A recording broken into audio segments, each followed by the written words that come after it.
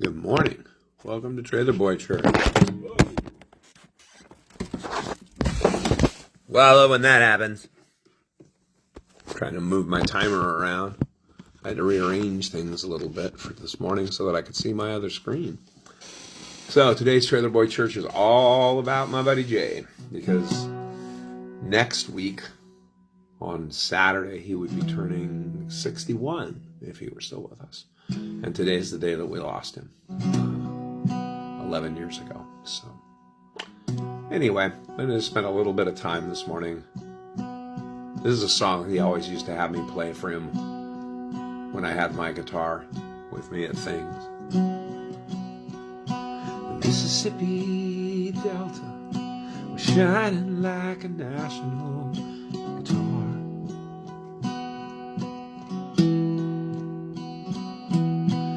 Following the river down the highway through the cradle of the Civil War. Hi, Emma. I'm going to Graceland, Tennessee. I'm going to Graceland.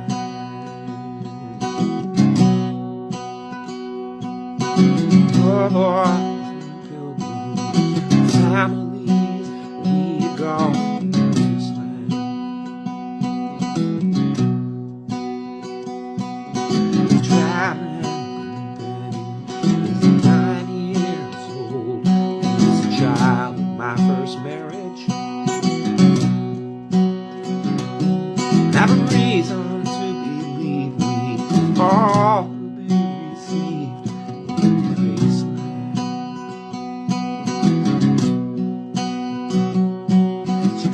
Back to tell me she's gone. As if I didn't know that, as if I didn't know my own bed.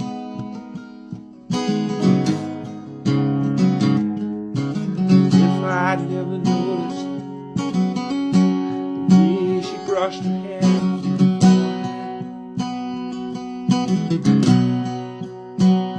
She said,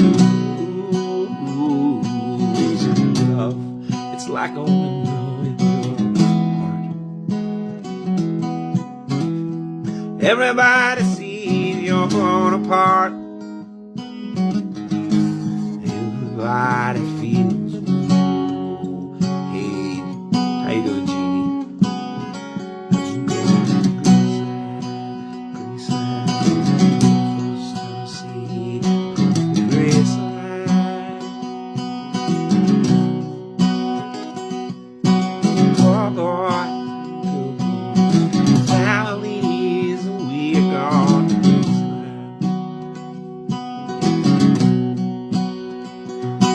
Obliged to defend every love, every ending, no obligation now. And have a reason to believe we all will be received in Graceland. There's a girl in New York City, she calls herself a human trampoline.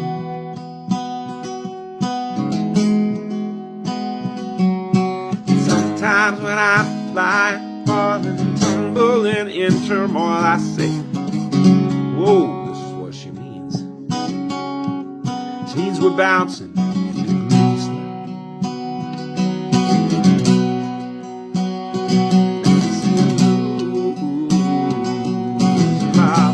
Like a window in your heart.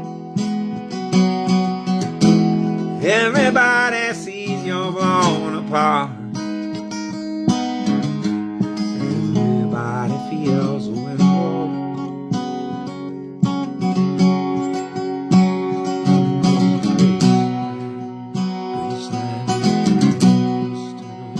See, I'm coming.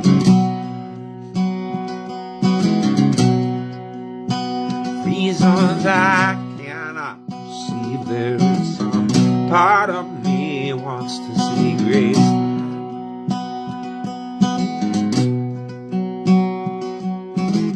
Traveling companions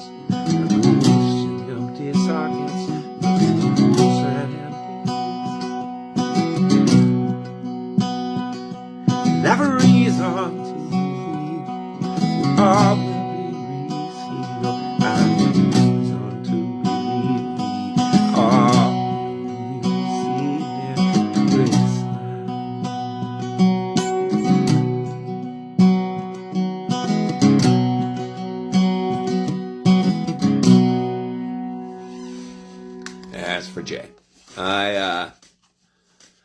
So I'm going to read this thing. I wrote this thing, I might cry.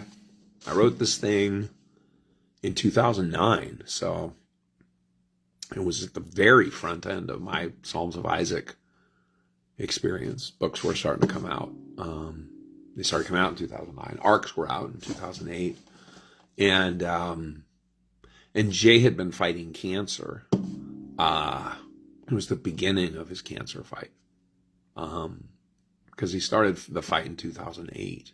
As a matter of fact, it started up just as my nephew was dying. Like all of us, there's this swirling storm of life that was going on, right? My tour deal happened, then my mom died, and then my nephew died, and Jay got cancer, and more people died, and more stuff. And it was just such this rolling storm of loss. It's like, hey, I'm going to write a series about how humans deal with trauma and loss, facing it with love and hope and courage and faith. And of course that meant my life had to go through, right, Murphy's Law. So I told everybody my next series would be about threesomes and cupcakes. But no. Anyway, in 2009, I was asked, Patrick Swenson was putting together a program book for a convention. I don't remember what it was. I don't remember if it was WorldCon or NASFIC. I think it was WorldCon because he's a Toastmaster. Might have been World. No, could have been. No, I think it was WorldCon. And I was asked to write this for the program book. Now, I mean, I could figure this out if I asked Patrick or if I just went back and looked. But I wrote this. It's called My Pal the Philosopher Clown. And Jay and I had been friends for about 8 years at this point. There are a lot of quotes from his work in here. So, My Pal the Philosopher Clown, and an appreciation of Jay Lake. The Reds were the worst. The blue ones just died on the hood. The Reds streaked from the sunny August sky to explode on the windshield like jello-filled balloons. Ross had the wipers running in case they were real. On the seat next to him, the raccoon screamed over the blasting southern fried rock and hurled itself against the rusted wire of its cage. Hitching to Aurora from Dogs in the Moonlight by Jay Lake. Dogs in the Moonlight. It's a Paul Simon lyric. I first discovered Jay Lake through short fiction, but oddly enough, it wasn't his. My third sale, Edward Bear and the Very Long Walk, appeared in Tailbones magazine and caught his eye when he was reviewing fiction for Tangent. This was back in 2001, in the early days of his transformation into Jay Lake, force of literary nature and walking offering to the Polynesian fashion gods. He said wonderful things in his review of my work, waxing poetically about the author's brilliance and the tears the tale evoked, and I simply knew I had to meet this well-spoken man of exquisite taste. What I learned immediately is that with Jay, you never knew what you were going to get. Streaking reds or feral raccoons or trunks full of bunnies, whatever it is, it will surprise and delight and sometimes alarm. First time I saw him, I didn't know who he was. I was in the dealer's room at Norwestcon, poking around, and saw a shortish, loud, bearded fellow wearing what I thought was a lab coat, though in hindsight, it might have been a butcher's smock. He was hanging out at a comic book dealer table, and by his wild gestures and gregarious tone, I assumed he was the table's owner, barking out the wares to we passers-by with shameless vigor. His personality and character were noticeable even to a stranger walking past. Later at the con, a bunch of us were queued up at a restaurant nearby. I was talking to Patrick Swenson, editor of Tailbones, telling him that I'd heard Jay Lake was supposed to be at the con. He pointed to that odd fellow from the dealer's room, standing behind us in line, and I immediately went back to introduce myself. Sometimes you meet people and have no idea how your life is going to change because of that meeting. We bumped into each other at more conventions, and in 2003, when I moved to Portland, he dragged me off to a place that served up fried pork sandwiches and frickles. I'd never had a frickle before, fried pickle. We started going to lunch every few months, and as the friendship grew, it evolved from monthly to weekly. Nowadays, in the midst of all of this, we can frequently be found at the Barley Mill Pub on Hawthorne, where we have our table, and they frequently rotate the staff so that no one wait person overdoses on the bizarre nexus that occurs when the two of us gather in the same place. It was at that table that he dared me to write Lamentation. There, beneath the watchful gaze of Jerry Garcia consuming endless supplies of tater tots and iced tea, I've gotten to know the man and the writer pretty well. Both have made deposits into my life that have made me vastly wealthy in the most important ways. In a perfect world, said the clown, as he peered up at the cop from his seat on a park bench, man would never need to laugh. The epicycles of time and space betray us all into misery. The Philosopher Clown, from The River Knows Its Own by Jay Lake. Thank goo, it's not a perfect world. Otherwise, we might be robbed of something precious that makes our imperfect world vastly more bearable. One of the bits I cherish most about Jay is well pronounced both in his writing and his person. It's that gonzo, wacky, surreal, often cerebral sense of humor. Get him spinning freeform at a con party, and you are sure to experience the pandemonium of quick-wittedness. If you're drunk enough, you might even be able to keep up. If not, just sit back and watch, and make sure you know where your towel is. Or, if you prefer your wit served up with a twist of literary sensibility, you can wander the massive and public forest of his imagination and see the humor show up again and again. But watch out, because he's a man who understands the balance between humor and pain. The universe, as he put it, betrays us all into misery, and the laughter Jay brings into the universe is a countering gift to that balance. Is a countering gift that balances. I think he laughs so well and leads us to do the same because he understands the pain in the world. And I think this is the beginning of his cancer. I think he really understood it far deeper in the next years that unfolded. This is from 2009. And we see it because he opens himself to us all, giving us permission to watch his life through the transparency that is one of his guiding values. I learned that from Jay. I talk about my PTSD publicly. And when I had my cancer scare, I was public about that because of Jay. I talk about my political views because of Jay. We've all seen one example recently. I'm speaking of that dark elephant over there in the corner.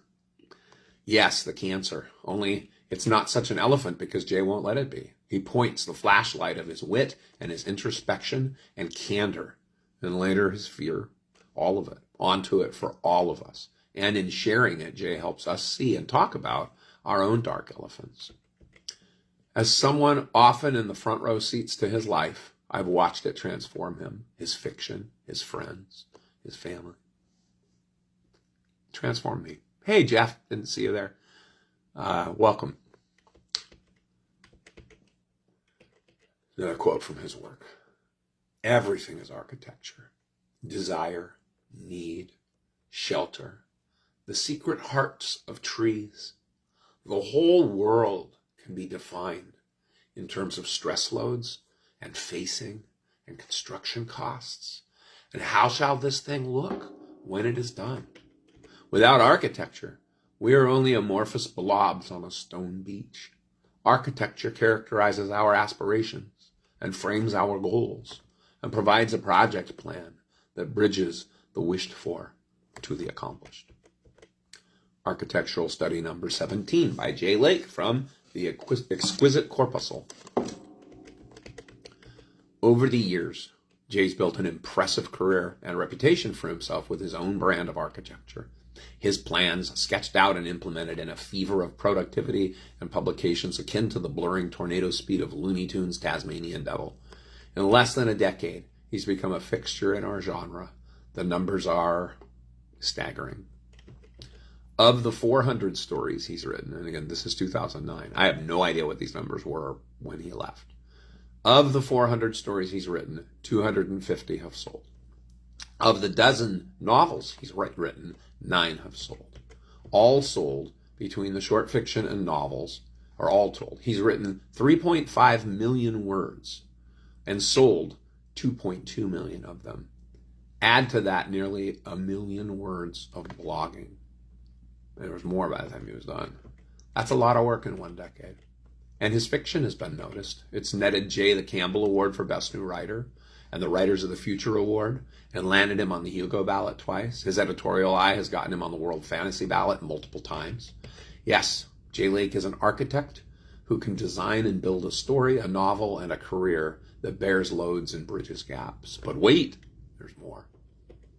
Not only has he bridged the wished for to the accomplished for himself, but he's helped a lot of other writers along the same path, including me.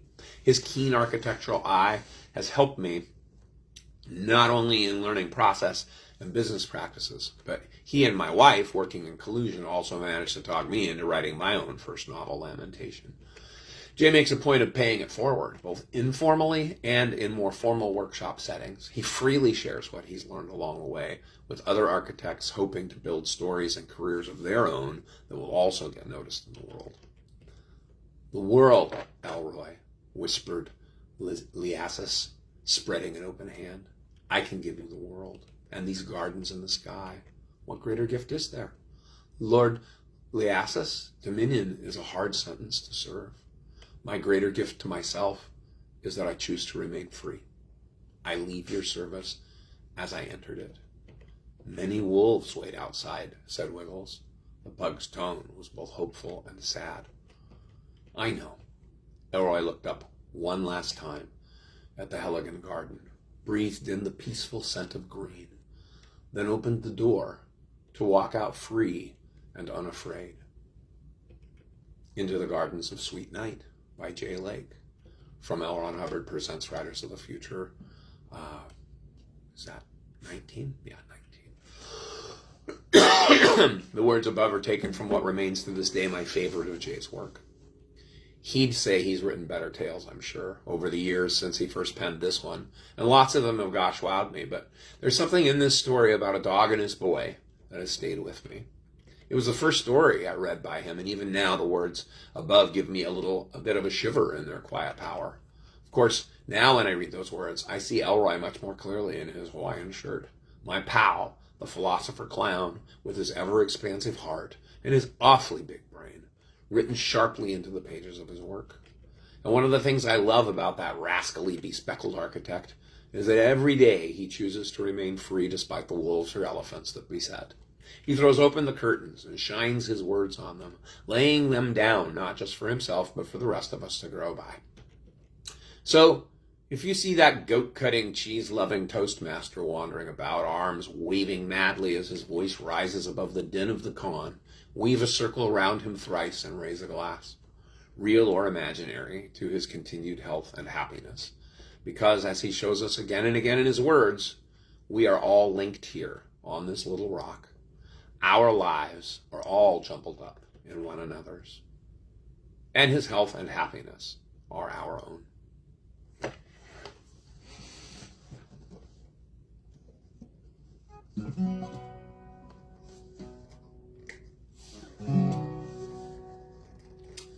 I think it was a WorldCon, maybe.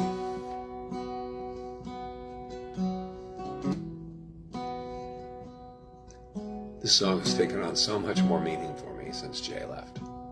And then John left, John Pitts. And I don't know, man. I don't know if you're still watching, Jeff, but isn't it crazy? I don't know, man. Losing these folks is just, it sucks some of the joy out of it all for me. Like, I took a break from cons, and my hiatus got a lot easier to take a little break. Losing John was the sucker punch that I didn't expect. And this song carries all the water for both of them, I think. On the tongue, get you playing right on time. I know. Well, let's do this better. Sorry. Let's put on a harmonica here and make this proper.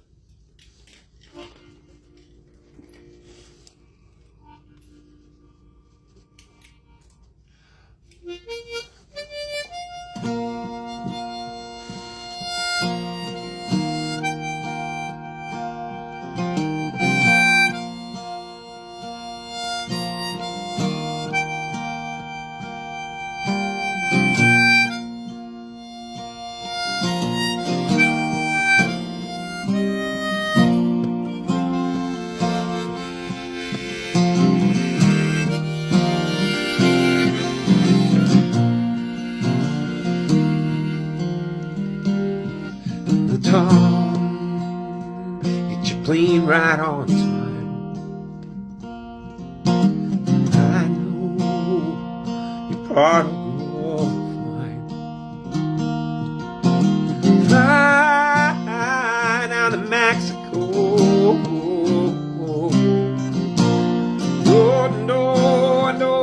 No, here I am,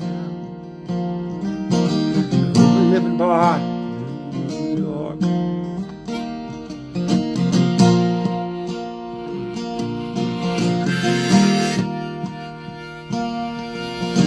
I get the news I need on the weather report.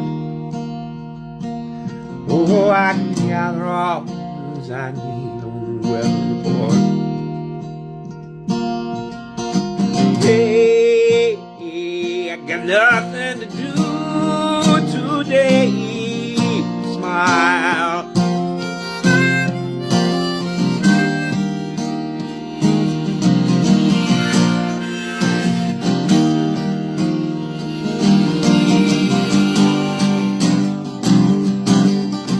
Half the time we're gone, we don't know where, we don't know where.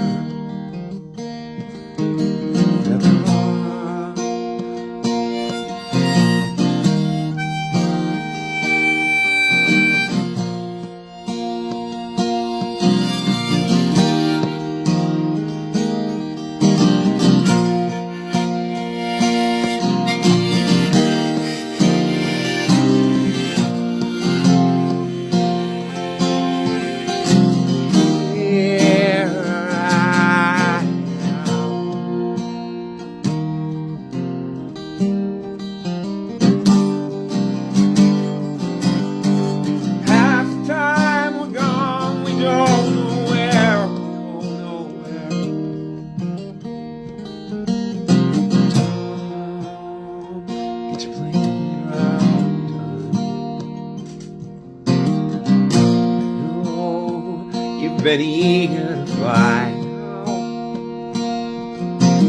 Hey, let your honesty shine, shine, shine now.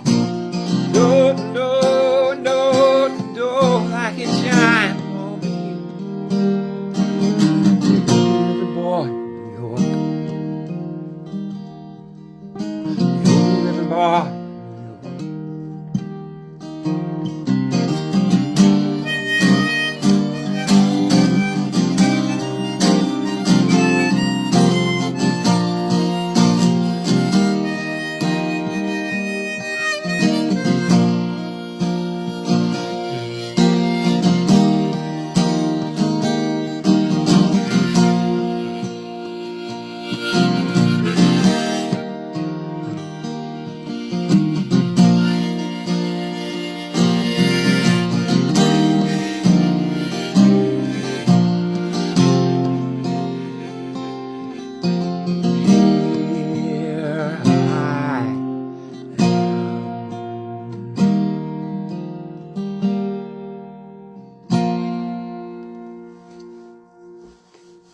Anyway, 11 years gone today. Jay Lake, fantastic soul of a human. Full of flaws, full of mistakes, full of imperfections like the rest of us. But also full of grace and love and passion and conviction. And a little bit of whatever that thing it is when you can't stop. Hypographia, a little hypographia thrown in there. Oh, I had some wonderful tater tots with him over the years. Miss him like crazy all the time. Miss my writing friends that have left. But, you know, the nice life brings around people. And I've got some new writing friends and I'm back to it. And I'm sitting down with my words and free writing right now as I find my way back into my tour option novel. I've been sitting on it for almost a decade, right? But kids are almost out of high school. Life is progressing. I don't know. I don't know how this last decade would have gone with Jay, right? When I left writing, when I took a break, said, I got to focus on the music. I got to focus on my coaching and consulting model and my self-help book and all of these things. And being a dad and getting my job back and all that. I think that Jay and I would have struggled because he was so part of the performance cult around it all. But I don't know. maybe not. I know John and I struggled a tiny bit with it, but then he was coming around. He used to send me off to people that he thought needed a little, my Buddhist thing. Give that Buddhist thing. John, I'm not a Buddhist. You know what I mean. Okay, John. Anyway.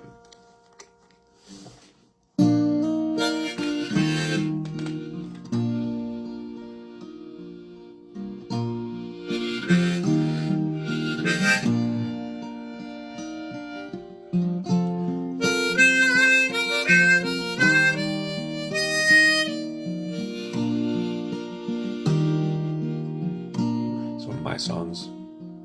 I definitely think about John and Jay when I sing it. You know it's all supposed to go. That's the way that nature flows. Leaves they come, leaves they go.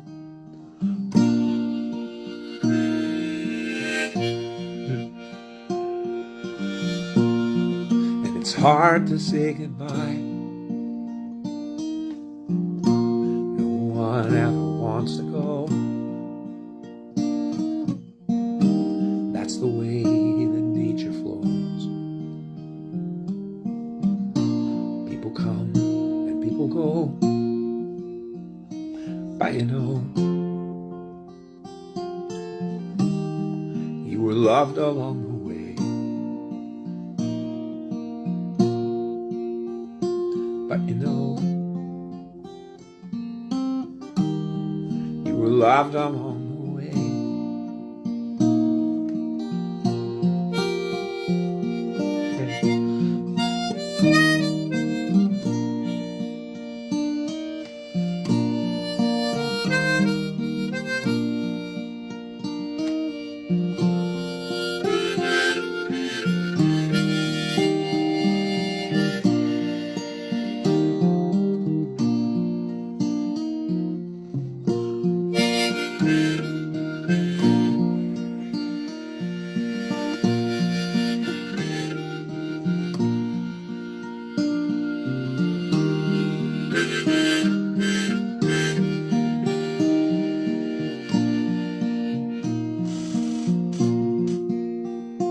But you know,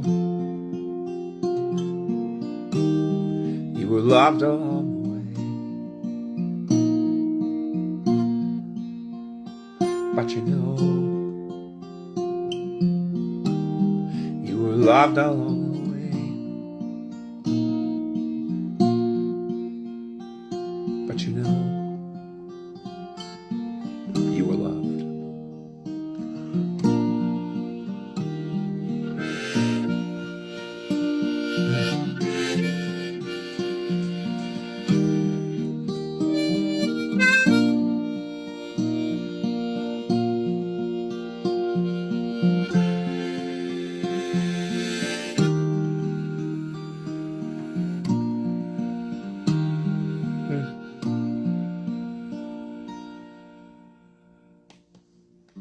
And that does it for Trailer Boy Church.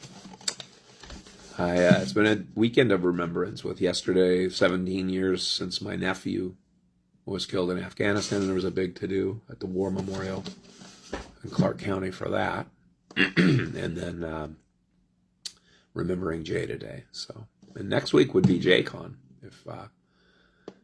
And I swear, one day, maybe in the next 5 years, I'm going to put together an April 1st convention called J, the letter J Con, because it stands right in the middle of John's birthday in February and Jay's birthday in June. J Con. Come up with a few hours of something with people who loved and knew those fellas, or who want to know more about them. It's good to see you. It's good to see you, Emma. I'm going to take this one and put it up on on YouTube for folks as well. So this one's going to be out in the world in a little bit here. Have a good Sunday.